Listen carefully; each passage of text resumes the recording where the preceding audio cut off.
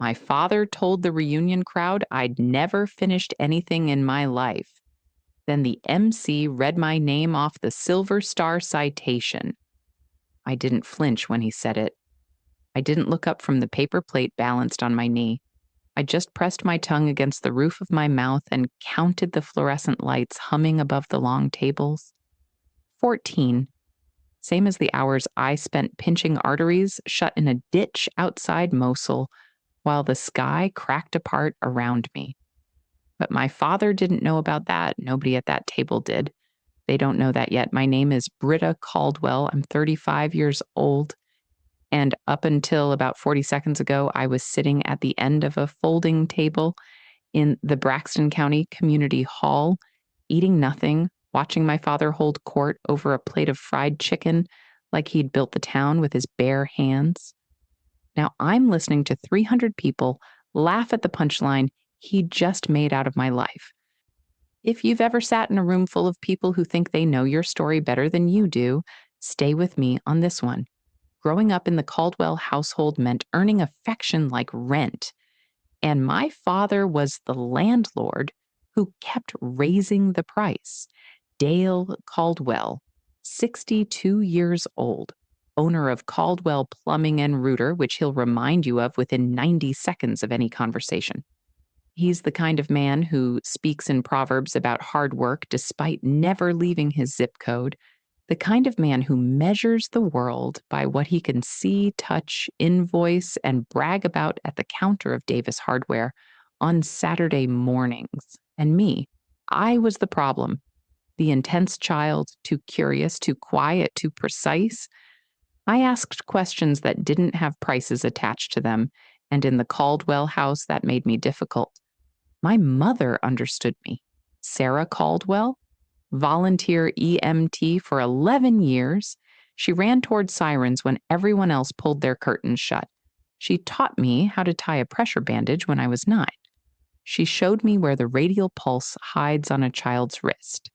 She died when I was 19. Ovarian cancer, fast and merciless.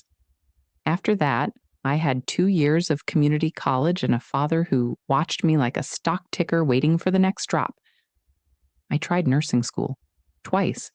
The first time, the clinical rotations conflicted with the grief counseling I couldn't afford to skip. The second time, I sat in a sterile classroom learning to take vitals on rubber arms and realized I wanted something that cost more than tuition.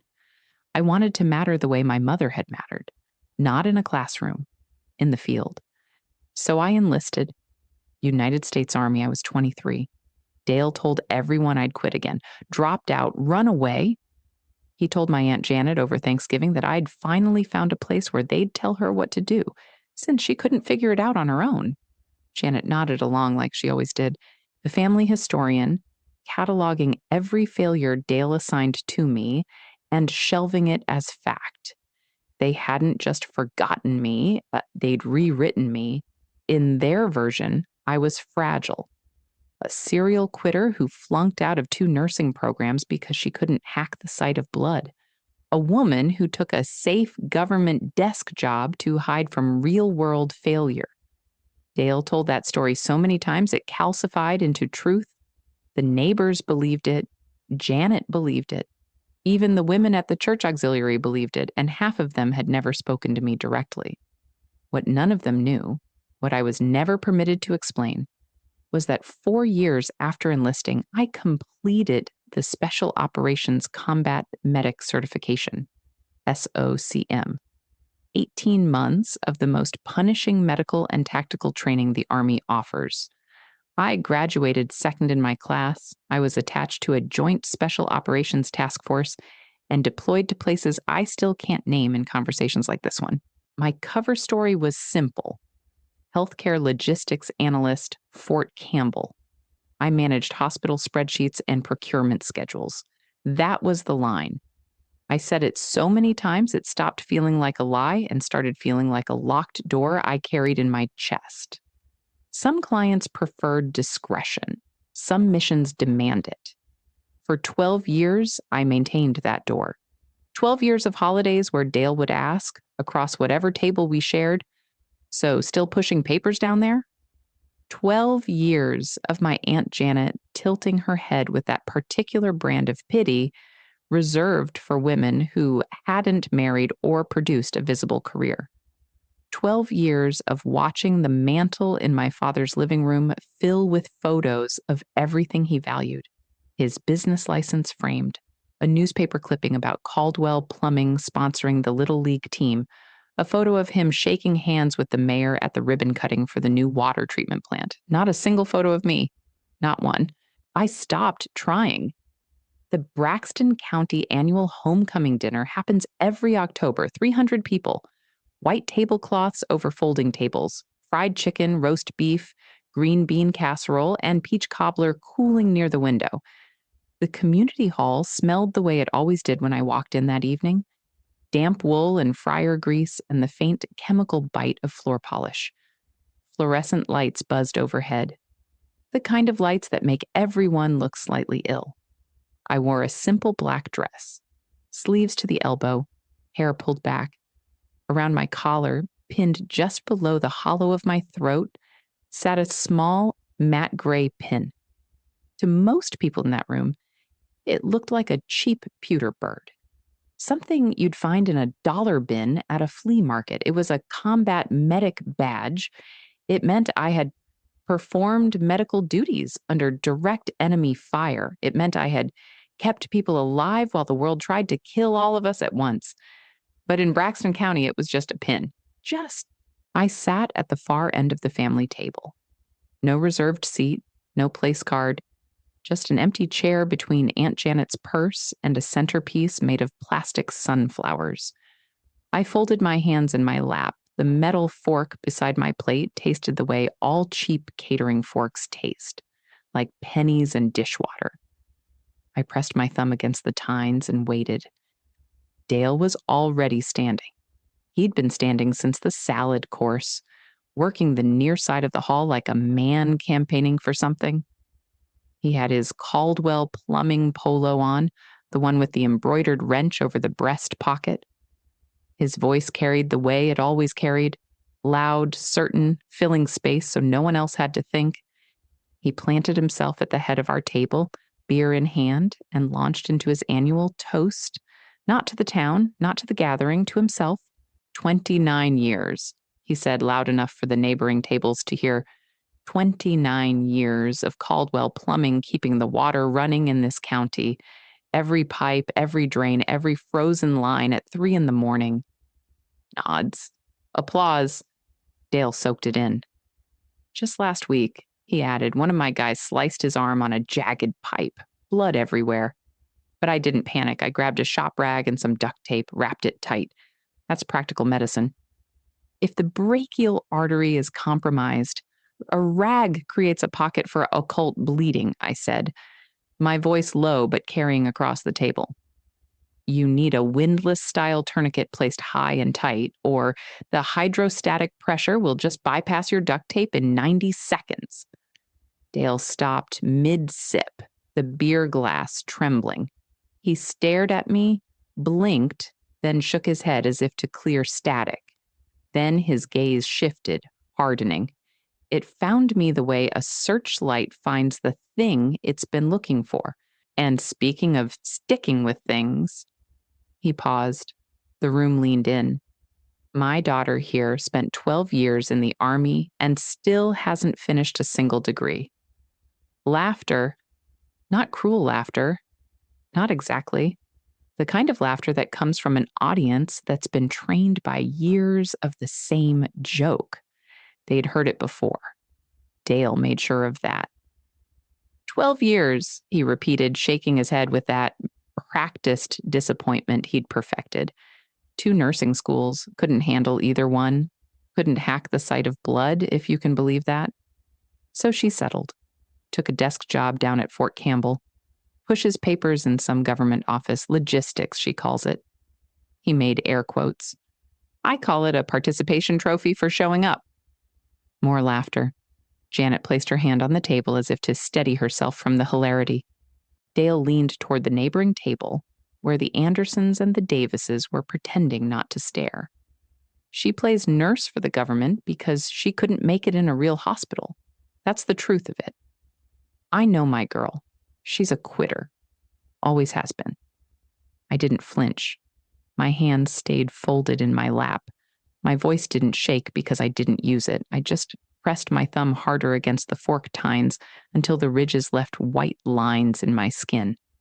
Even the fluorescent light above our table seemed to flicker, as if it couldn't decide whether to witness this. Denial, I would learn, was their specialty, not mine. I had learned denial in a different classroom. I had learned to deny panic while a 19-year-old private screamed beneath my hands, his femoral arteries spraying in a rhythm that matched the mortar impacts. I had learned to deny fear while dragging a 200-pound sergeant across 40 meters of open ground with tracer rounds stitching the dirt behind me. I had learned to deny myself the luxury of flinching, of crying, of raising my voice, because in my world, volume didn't save lives, precision did. Dale didn't know that. He knew plumbing. He kept going. He always kept going. You know what kills me? He set his beer down, looked around to make sure he had the full table. Her mother, God rest her, was a real first responder. Sarah ran toward emergencies. Sarah had guts. He pointed at me with the neck of his bottle. This one runs spreadsheets. The table went quiet for exactly 1 beat.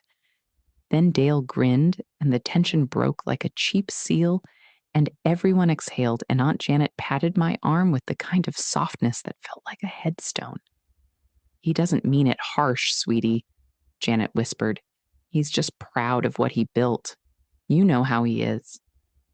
I smiled because silence had become the safest armor I owned. What they didn't know, what none of them could know, was that the man standing at the podium across the hall, the one adjusting the microphone and sorting his index cards, had spent 3 months tracking down the paperwork that would end the story before dessert was served. Colonel Thomas Miller, retired, United States Army former brigade commander, current chairman of the county homecoming committee, and the approving authority for the initial after-action reports from Task Force Whiskey, Operation Iron Anvil. He hadn't recognized me when I walked in. Not at first. I was just another face at a folding table. But sometime between the salad and the fried chicken, his gaze had swept the room the way a commander's gaze sweeps a formation. Automatic, thorough, and it had stopped on the small matte gray pin at my collar. He was still looking at it now. I turned away before he could ask. Not because I felt threatened, because I knew exactly how fragile that moment was. Dale wasn't finished. He straightened up, puffed his chest, and delivered the line he'd clearly been saving. I'll tell you what, he said, raising his beer toward the crowd. My daughter's been in the Army 12 years, and the most dangerous thing she's ever done is collate a spreadsheet. He looked directly at me. Isn't that right, Britta? Still just logistics? 300 people. Exposed overhead lights, the smell of damp wool and cold roast beef, and my father standing above me, waiting for me to confirm the story he'd spent 13 years building. I looked up at him, held his gaze. I'm not permitted to say, Dad.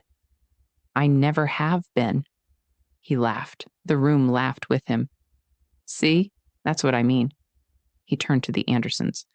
She can't even answer a simple question. Government work. He tapped his temple. Turns your brain into a filing cabinet. Then he reached across the table and flicked the pin on my collar.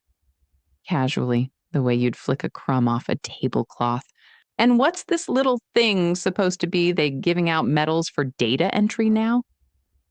His fingers hovered near my throat, then dropped as he turned back to his beer, satisfied. 20 minutes passed. 20 minutes of clinking silverware and the low murmur of people dissecting my failure until a voice cut through the noise of the hall. Not loud, not angry, just clear and final, and aimed like a round. Staff Sergeant Caldwell. The room didn't go quiet all at once. It went quiet in sections, like a tide pulling back from the shore, table by table, conversation by conversation, until the only sound was the hissing of the ancient heating vent in the corner and the faint creak of Colonel Miller's shoes on the wooden stage. He was standing at the podium. His index cards were gone, his reading glasses were off, and he was looking directly at me. Staff Sergeant Caldwell, front and center. That's an order, Sergeant. Dale's beer hand dropped to his side. His mouth opened, then closed. Tomorrow, they'd call me something else entirely. The silence that followed Colonel Miller's voice was not the comfortable silence of a room between courses. It was the silence of 300 people realizing all at once that the air in the room had changed pressure. Dale recovered first, or tried to. Now hold on. He stepped forward, one hand raised, palm out, the universal gesture of a man who believes proximity to a microphone is the same as authority. Tom, I think there's been some kind of mix-up here. That's my daughter. She's not a staff sergeant. She works in logistics. She does spreadsheets. Colonel Miller did not look at Dale. He did not acknowledge the interruption. He kept his eyes fixed on me with the kind of steady, unblinking attention that only decades of command can produce. His jaw was set. His posture was parade ground straight despite the civilian sport coat and the reading glasses folded in his breast pocket. Sergeant, he said again, quieter this time. Not softer, quieter. On your feet. I placed my napkin beside my untouched plate. I stood. The folding chair scraped against the floor.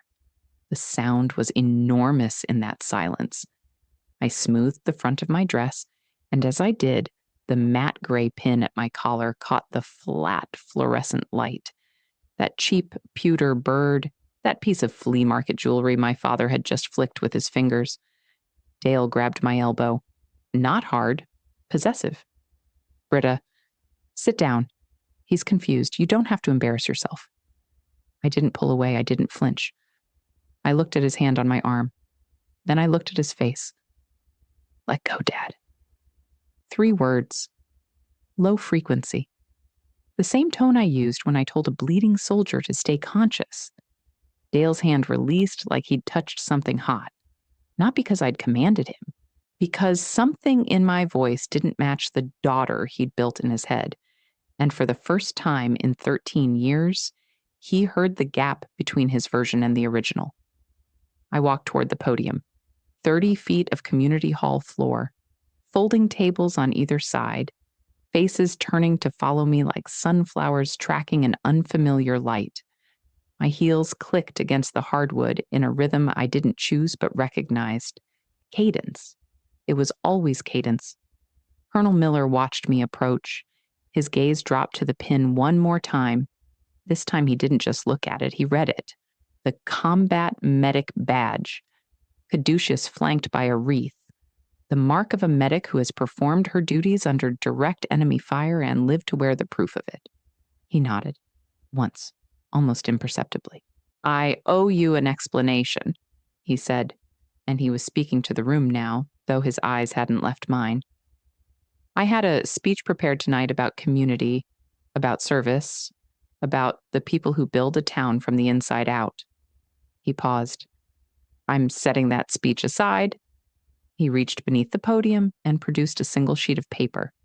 Not an index card, not a program insert, a printed document with a letterhead I recognized from across the room because I had seen that letterhead on every classified brief I'd ever been handed. Department of the Army. Dale was still standing at the family table. I could feel his confusion radiating across the room like heat from a stove. Aunt Janet had both hands flat on the tablecloth. The Andersons had stopped chewing. 3 months ago, Colonel Miller said, I received a request from the Department of the Army to coordinate a public recognition that had been delayed for operational security reasons. The details of the underlying mission remain classified, but the citation itself has been cleared for public reading, and I was asked as the approving authority for the original after-action reports from Task Force Whiskey to present it personally. He looked at me. Staff Sergeant Caldwell, do I have your permission to read this citation? I held his gaze. My hands were still at my sides. My breathing was even. The scar along my jaw, the thin silver line running from the edge of my jawbone to my earlobe, was visible now that I was standing under the direct light. I usually kept it tucked behind my hair. Tonight I hadn't bothered. Yes, sir. If you've ever been underestimated by people who don't know the real story, hit that like button and subscribe. Colonel Miller unfolded the document. He held it at arm's length, the way a man holds something sacred, and then he began to read. The Silver Star is awarded to Staff Sergeant Britta A. Caldwell, United States Army, for conspicuous gallantry and intrepidity in action against an enemy of the United States while serving as senior combat medic attached to Task Force Whiskey during Operation Iron Anvil in the Mosul sector. The words hit the room like concussion waves, not all at once, in layers. I watched the impact move across the tables.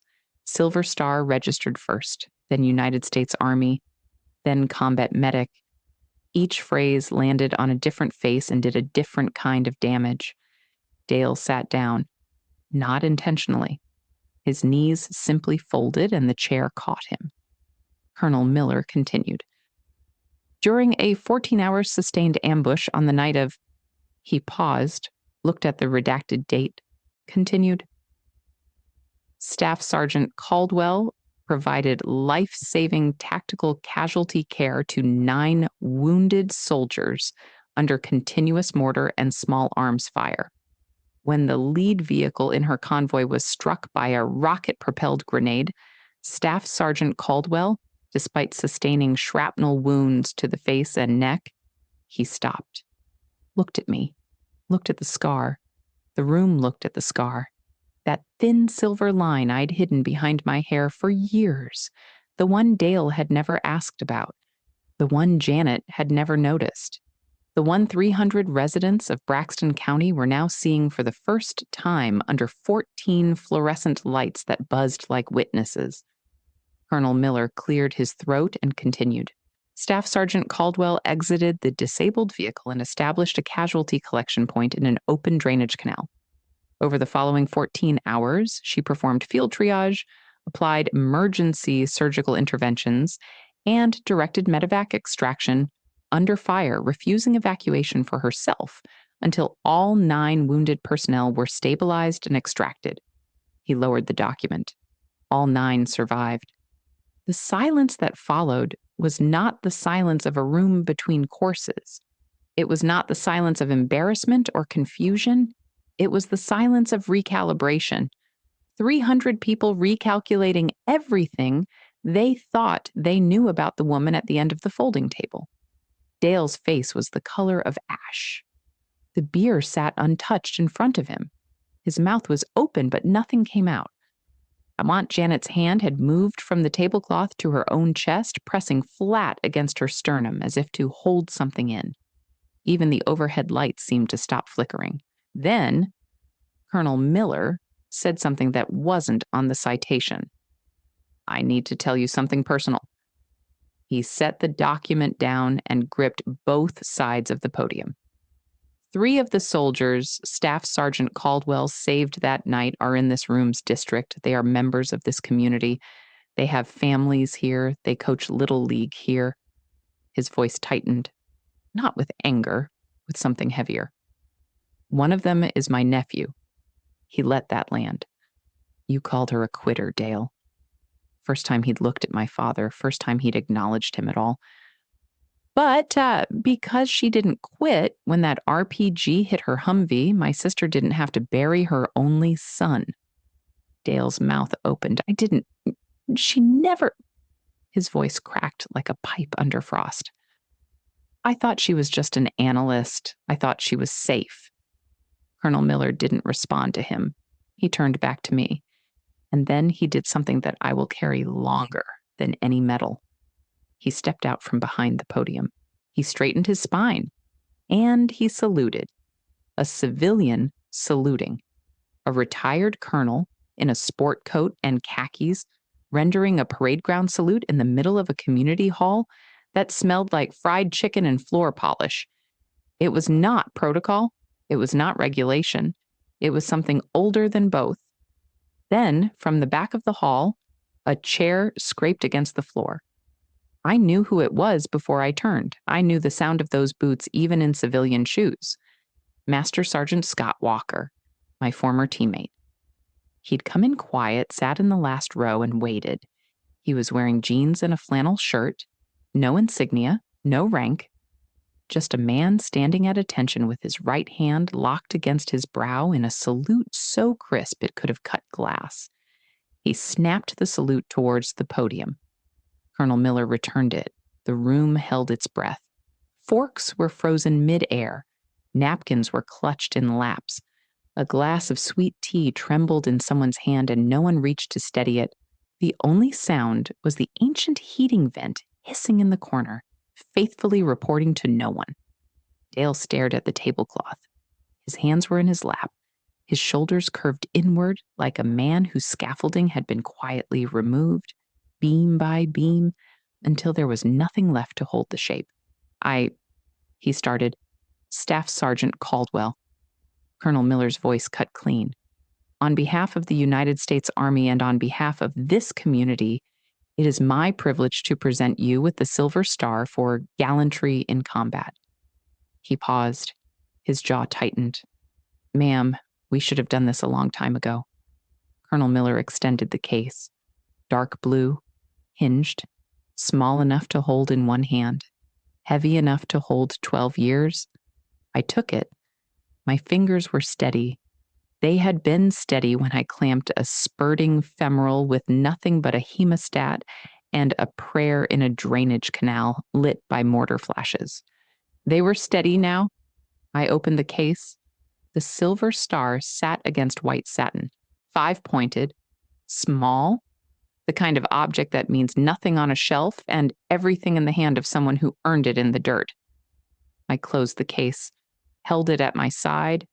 The room was still frozen. 300 people caught between the version of me they'd carried for 13 years and the version standing in front of them now. I could see it on their faces. The math didn't work. The girl who couldn't hack the sight of blood. The quitter. The spreadsheet pusher. None of those women could exist in the same body as the one Colonel Miller had just described. They had crafted the story carefully. Dale had built it. Janet had archived it. The neighbors had circulated it. And for 13 years, I had let them, because the truth was locked behind a non-disclosure agreement and a classification level that none of them would ever touch. But the truth was out now, and it didn't need my help. Colonel Miller stepped back. The hall exhaled. Conversations didn't resume so much as murmur into being, low and uncertain, the way a congregation whispers after a hymn no one expected. I turned and walked back toward the family table. Not fast, not slow. Cadence. Dale was still in his chair. His plumbing polo looked smaller on him now. The embroidered wrench over his breast pocket suddenly absurd. He was staring at the case in my hand. His lips moved twice before sound came out. Britta. His voice was barely above a whisper. Stripped of volume, stripped of proverbs, stripped of everything he'd used as currency for 62 years. I didn't know. You never. Why didn't you tell me? I stopped in front of him. The fluorescent light above our table had finally settled into a steady hum, as if even it had decided to pay attention. You didn't ask, Dad. He blinked. I asked you every holiday. I asked you what you did. No. I held his gaze. You told me what I did. Every holiday, every phone call, every toast you made in front of 300 people. You didn't want the truth, Dad. You wanted a version of me that made you feel bigger. I paused. My voice did not rise. You can keep that version. I'm keeping the lives I saved. He opened his mouth, closed it, opened it again. I thought you were safe, he whispered. I thought if I said it enough, it would be true, and that you were just behind a desk somewhere, that nothing could. His voice broke. Your mother. I already lost your mother. I didn't soften. Not because I didn't understand, but because understanding and absolution are not the same thing, and I had spent too many years confusing the two. Mom ran toward sirens, I said. You spent 13 years punishing me for doing the same thing. Dale's head dropped. His hands went flat on the table, fingers spread wide, pressing against the surface as if the room had started tilting. And Janet reached for his arm. He didn't notice. I looked at Janet. You could have asked too, Aunt Janet. Once. In 12 years. You could have asked me one question that wasn't shaped by whatever he told you to believe. Janet's mouth opened, then closed. Her fingers curled against Dale's sleeve. No words came. The thing about silence is that it isn't always passive. Sometimes silence is the sharpest answer. I turned back to the table. I looked at my plate. Roast beef, green bean casserole, cornbread, untouched, cold. The fork beside it still carried the imprint of my thumb on its tines. I folded my napkin beside my untouched plate. I picked up the case, tucked it under my arm, and I walked out of the Braxton County Community Hall without taking a single bite of the family meal. Master Sergeant Walker was waiting by the door. He didn't say anything. He held it open. I stepped through into October air that smelled like wood smoke and cut grass in the particular cold that comes right before a frost settles. We stood in the parking lot for a long moment, gravel under our feet, stars overhead, the muffled noise of 300 people trying to figure out what had just happened leaking through the cinder block walls. You good? Walker asked.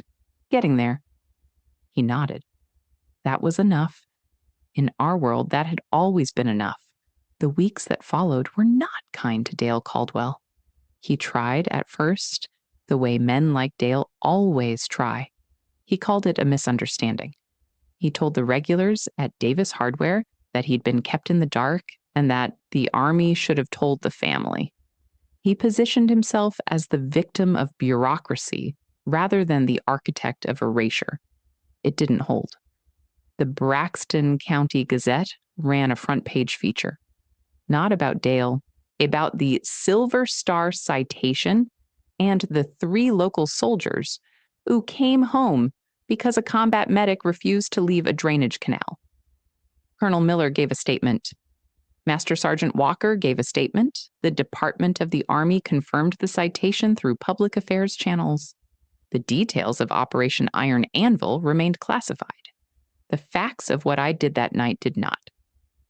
Dale's phone stopped ringing with new plumbing contracts, not immediately, gradually.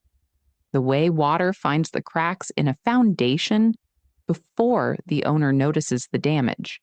The Anderson family switched to Whitfield Brothers Plumbing without explanation. The county building inspector, a man named Harris, who'd been Dale's hunting buddy for 20 years, stopped returning his calls about the new subdivision bid. The Little League parents quietly voted to remove the Caldwell Plumbing sponsorship banner from the outfield fence. No one confronted Dale directly. That wasn't how Braxton County worked. They just stopped including him. They edited him out of the story the same way he'd edited me. Quietly, completely without announcement. Aunt Janet called me twice. The first time she left a voicemail that lasted 45 seconds, most of it silence and the sound of her breathing. The second time, she managed 3 sentences. I should have seen it. I should have asked. I'm sorry, Britta. I didn't call back, not out of spite, not out of pride, but because I no longer needed to step into a place that asked me to shrink. Dale wrote me a letter, handwritten, 2 pages. I read it once. He used the word proud 4 times and the word sorry once. He spent 6 paragraphs explaining why he'd been afraid, why he'd told himself the desk job story to sleep at night after Mom died, why he'd convinced himself that if he said it loud enough, it would keep me safe. I folded the letter and put it in the same drawer where I keep my mother's EMT patch. Not because I forgave him, Because some things belong in the same place without belonging to the same truth. 6 months later, I stood in the renovated Braxton County Community Hall. Same cinder block walls, same parking lot, different name on the door, the Sarah Caldwell First Responder Training Center. Colonel Miller had made the calls. The county commission had approved the funding. Walker and 3 other veterans from the district had volunteered for the build out. New lighting, medical simulation equipment, a classroom where 17-year-olds from the county could learn the same things my mother taught me on the kitchen floor when I was 9: how to find a pulse, how to stop a bleed, how to run toward what everyone else runs from. I stood in the doorway on opening day. The plaque beside the entrance read, "In memory of Sarah Caldwell, volunteer EMT 1961 to 2004. She ran toward the sirens." I touched the edge of the plaque. The metal was cold under my fingertips. Dale was not invited. He did not come. I don't know if he drove past. I don't know if he saw the name. It wasn't punishment. It wasn't ceremony. It was clarity. I work at the training center now, 2 weekends a month. No titles on the door, no silver star on the wall, just Britta, the woman who shows up on Saturday mornings in boots and a gray t-shirt and teaches high school kids how to tie a tourniquet that will actually hold. Sometimes one of them asks about the scar, the thin silver line from my jaw to my earlobe that I no longer hide behind my hair. "Where'd you get that?" they ask. "Mosul," I say, and I leave it there. They don't need the rest of the story. Not yet.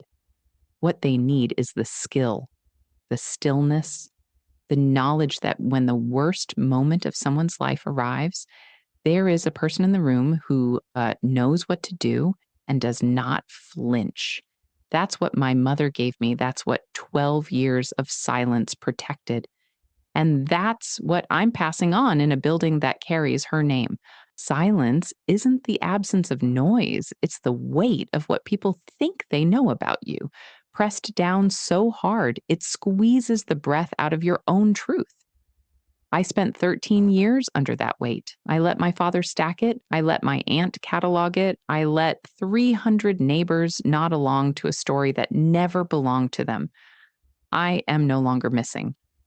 I am Staff Sergeant Britta Caldwell, and I am finished with that conversation.